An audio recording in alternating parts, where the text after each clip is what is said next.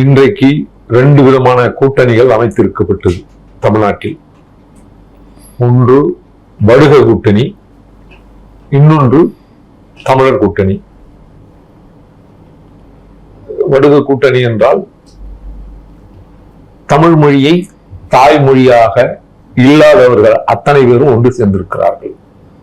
குறிப்பாக வைகோ, பிரேமலதா விஜயகாந்த், திரு ஸ்டாலின் போன்றவர்கள் எல்லாம் தமிழை தாய்மொழியாக கொண்டவர்கள் இல்லை, பிற மொழியை தாய்மொழியாக கொண்டவர்கள் இன்றைக்கு ஒன்றிணைந்திருக்கிறார்கள்.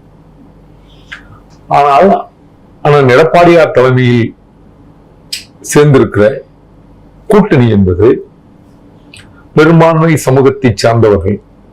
யாராவது சேர்ந்திருக்காங்க?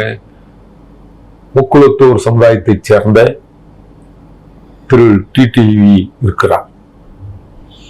பறையர் சமுதாயத்தை சேர்ந்த திரு ஜெகன்மூர்த்தி இருக்கிறார்.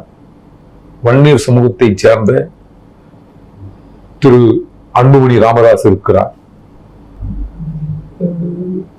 தேவேந்திரகுல வேளாளர் சமுதாயத்தை சேர்ந்த திரு ஜான் பாண்டியன் இருக்கிறார்.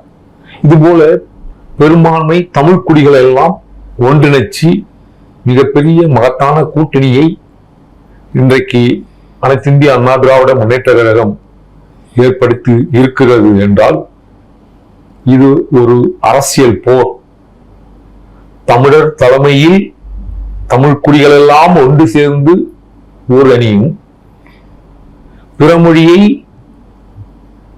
பிறமொழியை தனது கூட்டணியில் வடுக கூட்டணி ஒரு புறமும் இன்றைக்கு செயல்பட்டுக் கொண்டிருக்கிறார்கள். 4 முனை கூட்டணி என்பதே இல்லை, இருமுனை கூட்டம் தான்.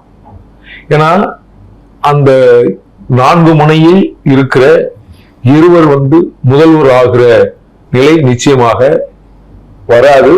அதனால் தமிழ்நாட்டினுடைய முதல்வராகிற வாய்ப்பும் யாருக்கு பெரும்பான்மையாக இருக்கிறது என்று சொன்னால் அது அண்ணன் எடப்பாடியாருக்குத்தான் இருக்கிறது.